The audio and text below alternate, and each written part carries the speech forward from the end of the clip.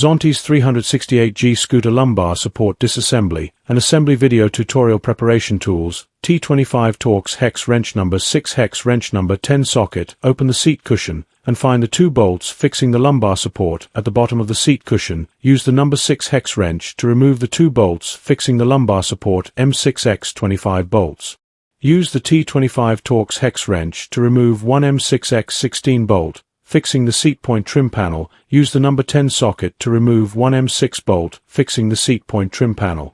Remove the seat cushion trim panel installation of ZT368TG lumbar support. Reinstall the seat cushion trim cover. Use the number 10 socket to reinstall the bolts fixing the seat cushion trim cover. Note that the bolts and washers should be installed together. Use the T25 Torx hex wrench to reinstall one M6X16 bolt and washer fixing the seat cushion trim cover. Reinstall the lumbar support and use the number 6 hex wrench as shown in the video to reinstall the 2 bolts fixing the lumbar support M6X25 bolts and washers.